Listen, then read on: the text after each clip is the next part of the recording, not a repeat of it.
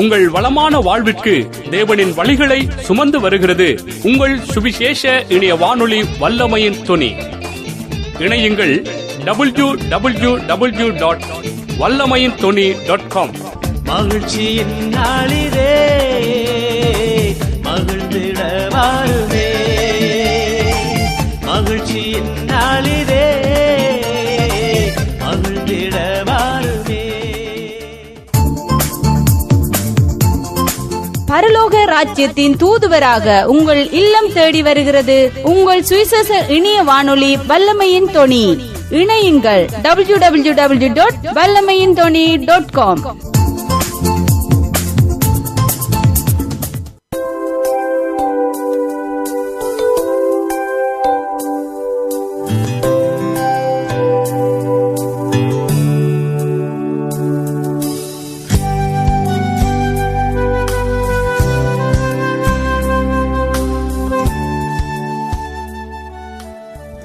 நேயர்கள் இணைந்திருப்பது உங்கள் சுவிசேஷ இணைய வானொலி வல்லமையின் துணியோடு.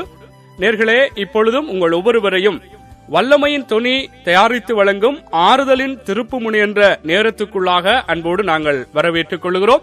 இந்த ஆறுதலின் திருப்புமுனை என்ற இந்த நிகழ்ச்சியிலே டென்மார்க் தேசத்திலே கோல்டிங் என்ற பகுதியிலிருந்து பாஸ்டர் பிரான்சிஸ் அந்தோணி பிள்ளை அவர்கள் எங்களுக்கு தேவ செய்தியை வழங்கிக் கொண்டு வருகிறார். உங்கள் அநேகருக்கு ஊழியக்காரன் வழங்குகிற இந்த தேவ செய்தி உங்களுடைய வாழ்க்கையிலே பல திருப்பு முனைகள் உண்டாகத்தக்கதாக, தேவனுடைய ஆசீர்வாதங்களை இந்த பூமியிலே நீங்கள் சுதந்திரித்துக் கொள்ளவும், தெய்வத்தினுடைய வருகைக்கென்று உங்களை ஆயத்தப்படுத்திக் கொள்ளவும் இந்த தேவ செய்திகள் உங்களுக்கு பிரயோஜனமாய் இருந்து கொண்டிருக்கும் என்று கர்த்தருக்குள்ளாக நாங்கள் விசுவாசிக்கிறோம். நேர்களே, இந்த தேவ செய்திகள் மூலம் நீங்கள் ஆசீர்வாதங்களை பெற்றுக்கொண்டால், நீங்கள் பலப்படுத்தப்பட்டால், உற்சாகப்படுத்தப்பட்டால், அந்த ஆசீர்வாதங்களை குறித்து ஊழியக்காரனோடும் பகிர்ந்து கொள்ளுங்கள். எங்களோடும் வல்லமையின் துணி இணைய வானொலியிலும் கூட கருத்துக்கள் எழுதுகிற இடத்திலோ அல்லது தொலைபேசி வாயிலாகவோ எங்களோடு தொடர்பு கொண்டும் பேசும்படியாக அன்போடு நாங்கள் கேட்டுக்கொள்கிறோம். ஏனென்று சொன்னால், உங்களோடு சேர்ந்து நீங்கள் எப்படியாக ஆசீர்வாதங்களை பெற்று பலப்படுத்தப்பட்டு உற்சாகப்படுத்தப்பட்டு தேவனுக்குள்ளே மகிழ்ந்து களி கூறுகிறீர்களோ, அப்படியாக நாங்களும் தேவனை மகிமைப்படுத்துவதற்காகத்தான் நீங்கள் எங்களிடம் அந்த ஆசீர்வாதங்களையும் சொல்லுங்கள், உங்களுடைய சாட்சிகளை சொல்லுங்கள் என்று நாங்கள் உங்களிடம் கேட்கிறோம். ஆகவே சொல்லுங்கள், எல்லோரும் சேர்ந்து தேவனுடைய நாமத்தை மகிமைப்படுத்துவோம். நேர்களே, ஊழியக்காரனுக்காகவும் அவருடைய குடும்பத்துக்காகவும் ஊழியங்களுக்காகவும் தொடர்ந்தும் நீங்கள் ஜெபித்துக் கொள்ளுங்கள். இப்பொழுதும் எங்களோடு இணைந்திருக்கிற ஊழியக்காரனை உங்கள் சார்பாக நான் வரவேற்றுக் கொள்கிறேன். Praise the Lord pastor. Praise the Lord brother. Praise the Lord. எப்படி சுகமாக இருக்கிறீங்களா? ஆம், நாம் நல்ல சுகமாக இருக்கின்றோம். ஆமேன், ஆமேன். பாஸ்டர், நாளும் கூட நேர்களும் சுகத்தோடு பலத்தோடு இருந்து தேவனுடைய வார்த்தைகளை கேட்டு தங்களுடைய வாழ்க்கையிலும் பல ஆறுதல்களையும் விடுதலைகளையும் தங்களுடைய வாழ்க்கையிலே இன்னும் அதிகமான மாற்றங்களை கண்டுகொள்ளத்தக்கதாக நிச்சயமாக தேவ வார்த்தைகளை கேட்டு விட்டுக் கொடுத்து நடப்பார்கள். அதற்காக ஆர்வத்தோடும் ஆவலோடும் காத்திருப்பார்கள் என்று நான் விசுவாசித்துக் கொண்டு உங்களுடைய கரத்திலே தருகிறேன் பாஸ்டர். நீங்களே தேவனுடைய வார்த்தையை வழங்குங்கள். இயேசு கிறிஸ்துவின் இன்ப நாமத்திலே வல்லமையின் துணி வானொலி நேயர்களை வாழ்த்தி வரவேற்பதில் மிகுந்த மகிழ்ச்சி அடைகிறேன். ஆறுதலின் திருப்புமுனை என்கிறதான இந்த வேத பகுதி ஊடாக வாரந்தோறும் உங்களை சந்திப்பதையிட்டு நான் மகிழ்ச்சி அடைகிறேன். தேவன் பல துன்பங்கள் மத்தியில வாழ்ந்த என்ன தேவ வார்த்தையின் ஊடாக நிலைநிறுத்துறதுக்கு உரிய பக்குவங்களை வழிகளை கற்றுத்தந்தார். கற்றுக்கொள்ளும்படியான ஒரு வழியை தேவன் எனக்கு தந்தார்.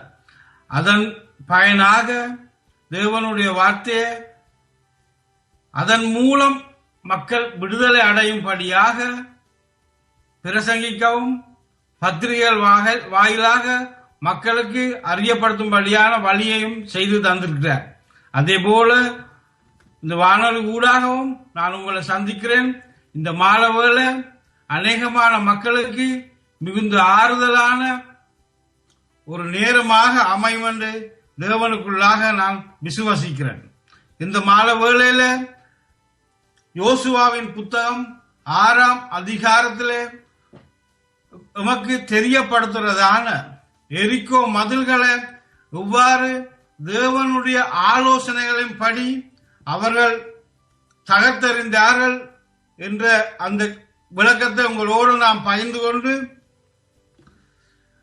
மிகுந்த துன்பங்கள் மத்தியில முன்னேற முடியாமல் இருக்கிறதான தடைகளை தேவனுடைய வார்த்தையின் மூலமாக, அதாவது தேவனை விசுவாசிப்பதன் மூலமாக எப்படி வெற்றி பெறுவது என்பதை குறித்து உங்களோடு நான் பகிர்ந்து கொள்ள விரும்புகிறேன்.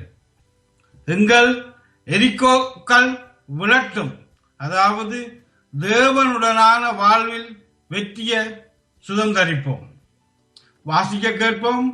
யோசுவாவின் புத்தகம் 6வது அதிகாரம் 1-5 வரை.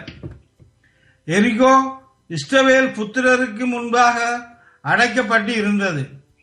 ஒருவரும் வெளியே போகவும் இல்லை, ஒருவரும் உள்ளே வரவும் இல்லை. கர்த்தர் யோசுவாவை நோக்கி, இதோ எரிகோவையும் அதன் ராஜாவையும் யுத்த வீரரையும் உன் கையில் ஒப்புக் கொடுத்தேன். யுத்த புருஷராகிய நீங்கள் அனைவரும் பட்டணத்தை சூழ்ந்து ஒரு தரம் சுற்றி வாருங்கள். அப்படி இப்படி 6 நாள் செய்ய கடவீர்கள். 7 ஆசாரியர் பெட்டிக்கு முன்பாக 7 கொம்பு எக்காலங்களை பிடித்துக் கொண்டு போக வேண்டும். 7ஆம் நாளிலே பட்டணத்தை 7 தரம் சுற்றி வர கடவர்கள். ஆசாரியர்கள் எக்காலங்களை ஊத வேண்டும். அவர்கள் அந்த கொம்புகளினால் நெடுந்தொனி இடும் பொழுது நீங்கள் எக்கால சத்தத்தை கேட்கும் போதும் ஜனங்கள் எல்லோரும் மகா ஆரவாரத்தோடு ஆர்ப்பரிக்க கடவர்கள். அப்பொழுது பட்டணத்தின் அலங்கம் இடிந்து விழும். உடனே ஜனங்கள் அவரவர் தங்களுக்கு நேராக ஏற கடவர் என்றார். இன்றைய இந்த வேத பகுதியை நாம் இன்னும் அதிகமாக விளங்கிக் கொள்ள இந்த 6வது அதிகாரத்தை முழுவதையும் வாசித்தால் நாம் இன்னுமாக தேவன் பேரில விசுவாசத்தை வர்த்திக்க பண்ண ஏதுவாக இருக்கும். தேவனின் அனாதி நோக்கம் தேவ ஜனங்கள் தமக்குள்ளாக முன்னேறி செல்வதுதான். ஆனால் தேவ பிள்ளைகளாகிய நாம் பல தடவைகளில் வாழ்க்கையில் பல தோல்விகளையும் துன்பங்களையும் அடைகிறோம். அப்பொழுது எம்மில் எத்தனை பேர் நாமே ஆராய்ந்து அறிபவர்கள்? நாம் ஆராய்ந்து அறிந்து பார்ப்பதற்கான ஒரு பயிற்சியை தேவன் இந்த பகுதி ஊடாக எமக்கு கற்பித்து தேவனுடனான வாழ்வில் வெற்றியை நாம் அடைந்து வாழ வழி செய்ய விரும்புகிறார். தேவனின் நோக்கமும் திட்டமும் எரிகோவை மட்டுமல்ல, முழு கானானையும் இஸ்ரவேலருக்கு கொடுப்பதே. ஆனால் அந்த எரிகோ தேவனுடைய பிள்ளைகள் முன்னேற முடியாமல் தடுக்கும் ஒரு மதிலாக உள்ளது இங்கு நாம் காணக்கூடியதாக உள்ளது. காரணம், எரிகோவை நாம் எமது பலத்தினால் விழச் செய்வதில்லை. நாம் தனிமையாக வீழ்த்துவதும் இல்லை. தேவன் ஓர் திட்டத்தை வைத்துள்ளார். அதாவது தமது வழி நடத்தலுடன் செயற்படும் பொழுது அது இலகுவாக விழுமன்று. தமது வழி நடத்தலுக்கு உம்மை விட்டு கொடுக்கும் பொழுது அது இலகுவாக விழுமன்று. நாம் மேலே வாசித்த வேத பகுதியில் 5 வழிமுறைகளை தேவன் வைத்துள்ளார். அவர்களை செயற்படுத்த யோசுவாவும் இஸ்ரவேலரும் ஒரு மனதோடு முன்வந்த பொழுது அந்த மதில் சுயமாக, அதாவது தேவனின் செயலால் இடிந்து விழுந்தது. நாம் இந்த வழிமுறைகளை அறியும் முன் டென்மார்க்கில் உள்ள ஹேர்னிங் என்ற சிட்டியில் 94ஆம் ஆண்டு நடந்த ஒரு சம்பவத்தை முதலில் உங்களுடன் பகிர்ந்து கொள்ள விரும்புகிறேன். சாத்தான வழிபடும் ஒரு ஆலயத்தில் ஆண்களும் பெண்களும் நிர்வாணமாக போதவஸ்து மதுபானத்துடன் வியாழன், வெள்ளி, சனி ஆகிய நாட்களில் ஆராதனை செய்து வந்தனர். மோசேஸ் கன்சர் என்னும் ஒரு தேவ மனிதன் அதே பட்டணத்தில் சிறிய சபையுடன் விசுவாசிகளுடன் சபை நடத்தி வந்தார். அவர் அதனை மூடிவிடும்படியாக பல தடவைகள் அவர்களுடன் பேசி வந்தார். அவர்கள் அதனை பொருட்படுத்தவில்லை. அதன் நிமித்தமாக அவர் தனது விசுவாசிகளுடன் ஒவ்வொரு வெள்ளிக்கிழமையும் அந்த ஆலயத்தை ஒரு மரத்தால் செய்யப்பட்ட சிலுவையுடன் சுற்றி வந்தார். 7வது வெள்ளிக்கிழமை பல தடவைகள் அந்த இடத்தை சுற்றி வந்தார். இறுதியாக சுற்றி வரும் பொழுது அந்த ஆலயத்தில் இருந்து வந்த மக்கள் சிலுவையுடன் நின்ற விசுவாசிகளை தாக்க முற்பட்டனர். என்ன ஆச்சரியம்! அவர்களால் சிலுவையுடன் நின்ற கிறிஸ்தவர்களுடன் நெருங்க முடியவில்லை. அன்றிரவு அந்த ஆலயத்தை பூட்டிவிட்டு அந்த இடத்தை விட்டு போய்விட்டார்கள். போகும்போது அவர்கள் கூறியது, ஓர் பிரகாசமான ஒளி உங்களை நெருங்க விடாமல் எம்மை தடுத்ததென்று. இந்த கிறிஸ்தவர்கள் நாம் முதலில் வாசித்த அந்த 5 வழிமுறைகளை ஒரு மனதுடன் செயல்படுத்தினார்கள், வெற்றியும் கண்டார்கள். அதேபோல நாமும் எமது தனிப்பட்ட காரியங்களிலும் நாம் வாழும் தேசத்தின் காரியங்களிலும் அவற்றை கடைபிடித்து வெற்றியை காண்போம். யோசுவாவும் இஸ்ரவேலரும் கடைபிடித்தது என்ன? முதலாவதாக விசுவாசத்தினாலே எரிகோ பட்டணத்தின் மதில்கள் 7 நாள் சுற்றி வரப்பட்டு விழுந்தது. எபிரேயர் நிருபம் 11வது அதிகாரம் 30வது வார்த்தை மேற்கண்டவாறு சொல்கிறது, விசுவாசத்தினாலே எரிகோ பட்டணத்தின் மதில்கள் 7 நாள் சுற்றி வரப்பட்டு விழுந்தது. எரிகோவின் மதில்கள் விழுந்ததன் முதல் காரணம் விசுவாசமாகும்.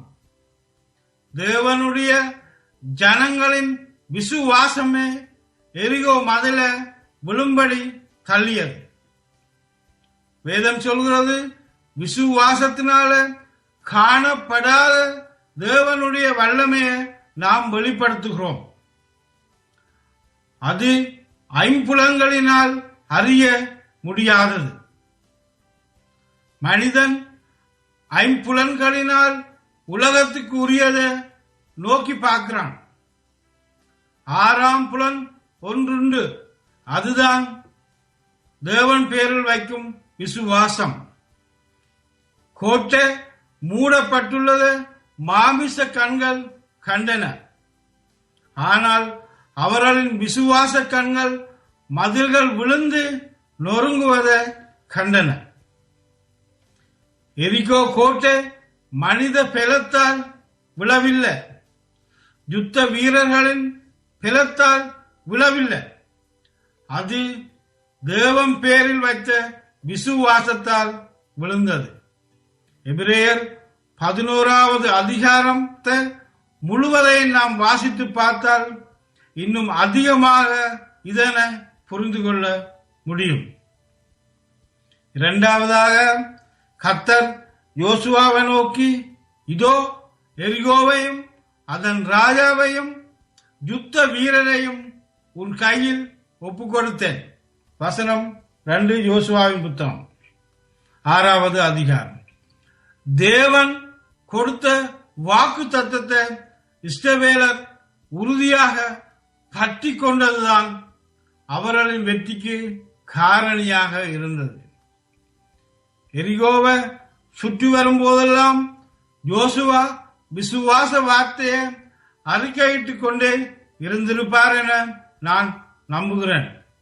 காரணம், தேவன் யோசுவாவிடம் ஒப்பு கொடுத்தேன் என்று சொல்கிறார். ஒப்பு கொடுப்பேன் என்றல்ல, ஒப்பு கொடுத்தேன் என்று அவர் கூறியிருப்பதை நாம் யோசுவாவின் புத்தகத்தில் வாசித்து அறிந்திருக்கிறோம். பொய்யுரையா நம் தேவன் வாக்குத்தத்தம் கொடுத்தால் அதை நிச்சயமாக நிறைவேற்றுவார் அல்லவா? நம் தேவன் அவர்கள் முற்று முழுக்க தன்னை சார்ந்து நடக்க வேண்டும் என்பதற்காக 7 நாட்கள் 13 தடவை சுற்றி வரும்படியாக கட்டளையிட்டார். காரணம், அவர்கள் நீடிய பொறுமையோடு தமது வார்த்தைக்கு கீழ்ப்படிந்து நடப்பதன் மூலம் தமது வாக்குத்தத்தங்களை சுதந்திரிக்கும்படியாக அப்படி செய்தார். மூன்றாவதாக, யோசுவா ஜனங்களை நோக்கி, நான் சொல்லும் நாள் மட்டும் நீங்கள் ஆர்ப்பரியாமலும் உங்கள் வாயினால் சத்தம் காட்டாமலும் இருங்கள். உங்கள் வாயிலிருந்து ஒரு பேச்சும் புறப்பட வேண்டாம். ஆர்ப்பரியுங்கள் என்று நான் உங்களுக்கு சொல்லும் நாளிலே ஆர்ப்பரிப்பீர்களாக என்று கட்டளையிட்டிருந்தான். இந்த மதில் விழுவதற்கு இஸ்ரவேலர் அமைதியாக இருக்க வேண்டியதாயிற்று. ஏன் அமைதியாக இருக்க வேண்டும்? அமைதியாக இருந்தால்தான் கர்த்தர் எங்களுக்காக யுத்தம் செய்வார். அமைதியாக இருத்தல் என்பது கர்த்தர் மேல் பாரத்தை வைத்து விட்டீர்கள், அவரை சார்ந்து விட்டீர்கள் என்பதாகும். யுத்தத்தில் அமைதியாக இருப்பது தோல்விக்கு அடையாளம் அல்ல. வெற்றியை சுதந்திரிக்க நம்ம ஆயத்தப்படுத்தும் அல்லது தயார்படுத்தும் நேரமாகும். அமைதியாக இருந்து தேவனிடம் வல்லமையை எதிர்பார்க்க நமக்குள்ளே அக்கினி மூழ்கிறது. அமைதியாக இருக்கும் பொழுது நமது கண்கள் தேவனுக்கு நேராக திருப்பப்படுகிறது. நான்காவதாக, யோசுவா அதிகாலமே எழுந்திருந்தான். ஆசாரியர்கள் கர்த்தரின் பெட்டியை சுமந்து கொண்டு போனார்கள். எரிகோ கோட்டை விழ வேண்டும் என்றால் உடங்க படிக்க பெட்டி ஆசாரியர்களால் சுமக்கப்பட வேண்டும். அத்துடன் முன் சென்று அது கனப்படுத்தப்பட வேண்டும். புதிய ஏற்பாட்டில் வாழும் உமக்கு இந்த உடன்படிக்கப்பட்டு 2 காரியங்களை வெளிப்படுத்துகிறது. ஒன்று, இயேசு மனுஷீகத்தையும் மற்றது தெய்வீகத்தையும் கொண்ட பூரண புருஷன் என்று நமக்கு விளக்குகிறது. எரிகோ மதில் விழ வேண்டுமென்றால் இயேசு கனப்படுத்தப்பட வேண்டும். அவரின் வார்த்தைகள் கனப்படுத்தப்பட வேண்டும். அவரின் ஊழியர்கள் கனப்படுத்தப்பட வேண்டும். இதுவே வெற்றியின் இரகசியமாகும். ஐந்தாவதாக, அவர்கள் அந்த கொம்புகளினால்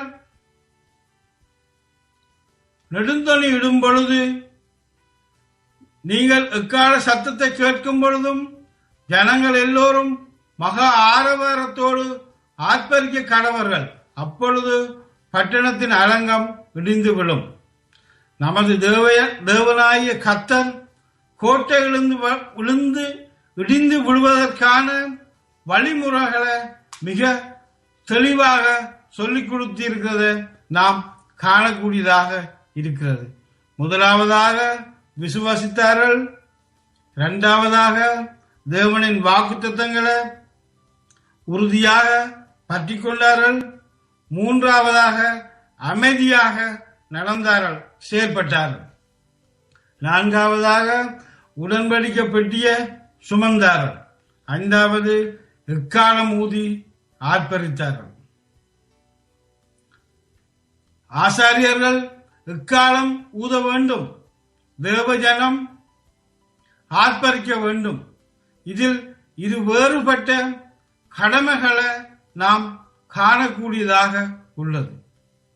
முதலாவது, ஆசாரியர்களின் கடமை எக்காலம் ஊதுவது, தேவனுடைய வார்த்தையை அறிக்கையிடுவதை இது குறிக்கிறது. 2வது, ஜனங்களின் கடமை ஆர்ப்பரிப்பது, கர்த்தரை துதிப்பது, மகிமைப்படுத்துவது. இங்கு நாம் கவனிக்க வேண்டியது, ஆசாரியர்கள் எக்காலம் ஊதும் பொழுது எரிகோ மதில் விழுந்து விட்டது போல் ஜனங்கள் ஆர்ப்பரிக்க தொடங்கிவிட்டார்கள். கர்த்தரை துதிக்கிற சத்தம் எரிகோவை அசைத்தது. கோட்டைகள் விழ கர்த்தர் வைக்கிற ஆயுதம் துதியின் ஆயுதம்தான்.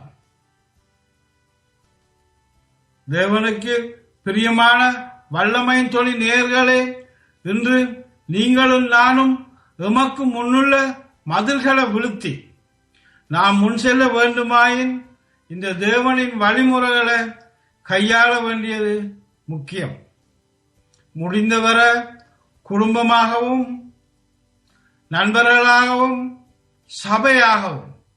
சபைகளாகவும் இருந்து இணைந்து ஒவ்வொருவருக்கும் முன்பதாக உள்ள மதில்களை வைப்போம். தேவனுடனான வாழ்வில் வெற்றியையும் சுதந்தரிப்போம். அன்பின் பரலோக பிதாவே, இந்த நாளுக்காக உமக்கு நன்றி கூறுகிறேன் ஆண்டவரே. பல வகையான துன்பங்கள் மத்தியில, போராட்டங்கள் மத்தியில முன்னேற முடியாமல் தவித்துக் கொண்டிருக்கிறதான இந்த மக்களுக்காக உம்மிடத்தில் வருகிறோம் ஆண்டவரே. உம்முடைய ஜனங்கள் முன்னேற முடியாமல் அந்த தடுத்த எரிகோ மதிலே ஆண்டவரே, அந்த மக்களை கொண்டு விசுவாசத்தினால உம்முடைய வாக்குத்தத்தங்களை உறுதியாக பற்றி கொண்டபடினால அமைதியாக பொறுமையாக தேவனிடத்தில் இருந்து காரியங்கள் வரும் வரை காத்திருந்தது போல உடன்படிக்கை பெட்டியாகிய உம்மை மகிமைப்படுத்தக்கூடியதான சூழ்நிலைகளை எமக்குள்ளே ஏற்படுத்திய ஆண்டவரே, உம்மை துதிக்கிற துதி மூலம் இந்த வானொலி நேயர்களுடைய சகல விதமான சிறையிருப்புகளும் மாற தேவரீர் அளிக்கிறவன் செய்யும்படியாக வேண்டுகிறேன் ஆண்டவரே. பல வகையான துன்பங்கள் மத்தியில உதவிகளற்று அநாதைகளைப் போல புறக்கணிக்கப்பட்ட மக்களாக வாழ்ந்து கொண்டிருக்கும் மக்கள் தேவனுடைய வார்த்தையில வைக்கிற விசுவாசத்தின் மூலம் வாழ்க்கையில வெற்றியை கண்டுகொள்ள தடைகளை தாண்டி நடக்க தேவரின் கிருபை செய்யும்படியாக இயேசுவின் நாமத்திலே ஜெபிக்கிறேன் பிதாவே. ஆமென், ஆமென், ஆமென், ஆமென். நன்றி பாஸ்டர். நிச்சயமாக இந்த நாளிலும் கூட இந்த தேவ செய்தி அநேக பிள்ளைகளுடைய தடைகளாய் இருக்கிற ஒவ்வொரு காரியங்களையும் அகற்றி அல்லது அந்த தடைகளிலிருந்து ஜெயமெடுக்கத்தக்கதாக இந்த தேவ செய்தி கேட்டுக்கொண்டிருந்த ஒவ்வொரு பிள்ளைகளுக்கும் பிரயோஜனமாக இருந்திருக்கும் என்று கர்த்தருக்குள்ளாக நான் விசுவாசிக்கிறேன். எப்படியாக அன்று இஸ்ரவேல் ஜனங்களுக்கு முன்பாக அந்த இருந்த எரிகோவை அவர்கள் தகர்க்கத்தக்கதாய், அந்த எரிகோ அந்த பெரும் சுவர் அவர்களுக்கு வழிவிடத்தக்கதாய், அது அகன்று கீழே விழுந்து போகத்தக்கதாக கர்த்தருடைய வார்த்தையின்படி எப்படி அவர்கள் செயற்பட்டார்கள் என்பதை அழகாக விளக்கமாக சொல்லியிருந்தீர்கள். விசுவாசத்தினாலே அங்கே முதலாவது காரியங்களை செயற்படுத்தினார்கள். தேவன் கொடுத்த அந்த வாக்குத்தத்தத்தை உறுதியாய் பற்றி கொண்டதன் நிமித்தமும் அவர்கள் அமைதியாக இருந்து அங்கே செயற்பட்டதன் நிமித்தமும் இன்னுமாக உடன்படிக்கை பெட்டியை அங்கே சுமந்தது போல இந்த நாட்களும் ஆண்டவராகிய இயேசு கிறிஸ்துவை நாங்கள் கனப்படுத்தி அவருடைய வார்த்தைகளுக்கு செவி கொடுக்க வேண்டும் என்பதை குறித்தும் அங்கே இறுதியாக எக்காலத்தை ஊதினார்கள். அதற்கு சமமாக இந்த நாட்களில் நாங்கள் தேவனுக்கு துதிபலிகளை ஏறெடுக்கும் பொழுது கூட இப்படியான இந்த ஆலோசனைகளை நாங்கள் கடைபிடித்து எங்களுக்குள்ளே இருக்கிற எப்படி தடைகள், இந்த தடைகள் அகற்றப்படுமா, இந்த சோர்வான நிலைகள் எப்படி பலப்படுத்தப்படும் அல்லது ஒரு உற்சாகங்களை வரும் என்று சில வேளைகளை அநேகர் நினைத்துக் கொண்டிருப்பார்களா? இந்த ஆலோசனைகளை கடைபிடித்து இந்த நாட்களிலும் தேவனுக்குள்ளாக விசுவாசித்து ஒவ்வொரு காரியங்களையும் இதில் சொல்லப்பட்டது போல நடத்துவார்களா இருந்தால் கர்த்தர் பெரிய ஜெயங்களை கொடுப்பார் இல்லையா பாஸ்டர்? ஆமென் ஆமென். நன்றி பாஸ்டர். தொடர்ந்தும் நேயர்கள் உங்களோடு தொடர்பு கொண்டு தாங்கள் பெற்றுக்கொள்கிற ஆசீர்வாதங்களை குறித்து உங்களோடு பகிர்ந்து கொள்ள விரும்பினாலோ அல்லது இந்த தேவ செய்திகளை குறித்த இன்னும் ஆழமான விளக்கங்களோ கேள்விகளோ ஏதாவது இருந்தால் இன்னும் ஜெப உதவிகள் அவர்களுக்கு இருந்து உங்களிடம் ஜெபிக்க சொல்வதற்கோ அவர்கள் உங்களோடு தொடர்பு கொள்ளத்தக்கதான அந்த முகவரிகள் அந்த முகவரிகள் எப்படியாக உங்களோடு தொடர்பு கொள்ளலாம் என்று சொல்லி நாங்கள் எங்களுடைய பேஸ்புக்கிலே நேர்களே வல்லமையின் தொனி பேஸ்புக்கிலே நாங்கள் ஊழியக்காரனை குறித்த முகவரிகளை பேஸ்புக்கிலே நாங்கள் அதிலே வெளியிடுகிறோம். ஆகவே அதிலே நீங்கள் பார்த்து ஊழியக்காரனோடு தொடர்பு கொள்ளலாம். இல்லை என்று சொன்னால் எங்களோடு தொடர்பு கொண்டாலும் நாங்கள் ஊழியக்காரனோடு தொடர்பு கொள்ளத்தக்கதான அந்த முகவரிகளை உங்களுக்கு தருவோம். ஆகவே தொடர்ந்தும் ஊழியங்களுக்காக ஜெபித்துக் கொள்ளுங்கள், ஊழியக்காரனுக்காக ஜெபித்துக் கொள்ளுங்கள். நன்றி பாஸ்டர். மீண்டும் கர்த்தர் சித்தமாயிருந்தால் தேவனுடைய நாமம் மகிமைப்படுகிற இந்த ஆறுதலின் திருப்புமுனை என்ற நேரத்தோடு அல்லது வேறு நிகழ்ச்சிகளோடு சந்திப்போம். கர்த்தர் உங்களையும் உங்கள் குடும்பத்தையும் உங்களுடைய ஊழியங்களையும் ஆசீர்வதிப்பாரா பாஸ்டர். ஆமென் ஆமென் ஆமென்.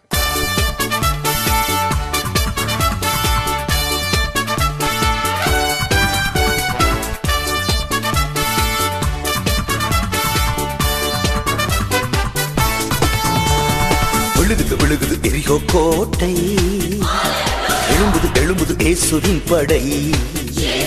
விழுகுது விழுகுது எரிகோ கோட்டை, எழும்புது எழும்புது இயேசுவின் படை. துதிப்போம் சாத்தானை ஜெயிப்போம், துதிப்போம் தேசத்தை சொந்தமாக்குவோம்.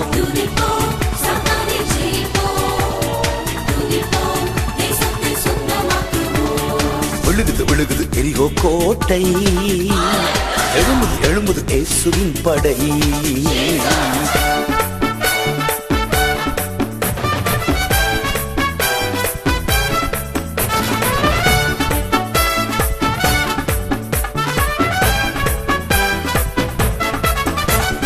யோசுவாவின் சந்ததி நாமே, தேசத்தை சுதந்தரிப்போமே. யோசுவாவின் சந்ததி நாமே, தேசத்தை சுதந்தரிப்போமே. உடன்படிக்கை பெட்டி நம்மோடு ஊர் ஊராய் வலம் வருவோமே. உடன்படிக்கை பெட்டி நம்மோடு ஊர் ஊராய் வலம் வருவோமே. துதிப்போம் சாத்தானை ஜெயிப்போம், துதிப்போம் தேசத்தை சொந்தமாக்குவோம்.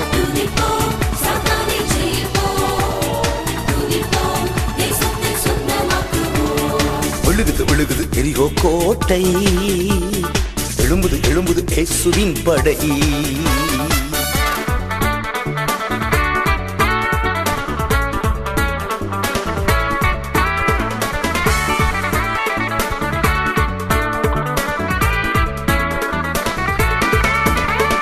கால் மிதிக்கும் எவ்விடத்தையும் கர்த்தர் தந்திடுவாரே.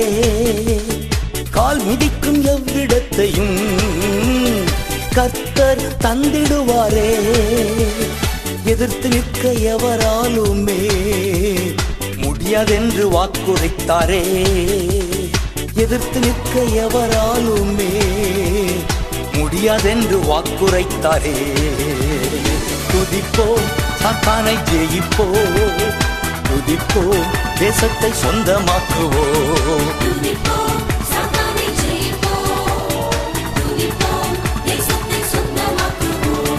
விழுகுது விழுகுது எரிகோ கோட்டை, எழும்புது எழும்புது இயேசுவின் படை.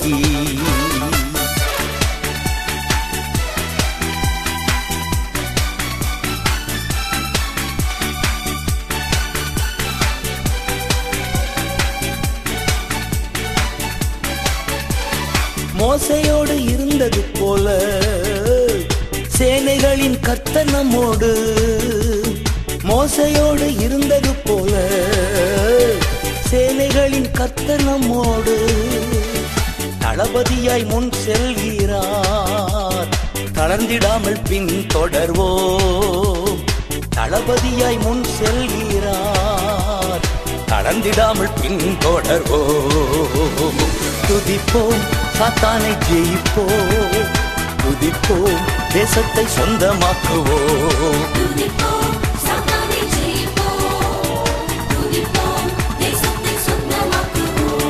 விழுகுது விழுகுது எரிகோ கோட்டை, எழும்புது எழும்புது இயேசுவின் படை.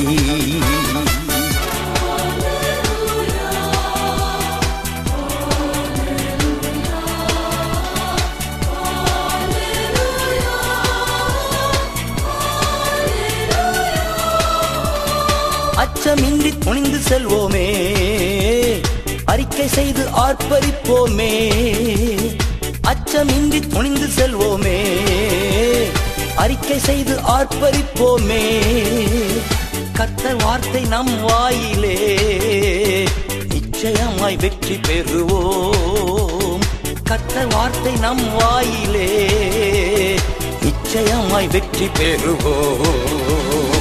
துதிப்போம், சாத்தானை ஜெயிப்போம். துதிப்போம், தேசத்தை சொந்தமாக்குவோம்.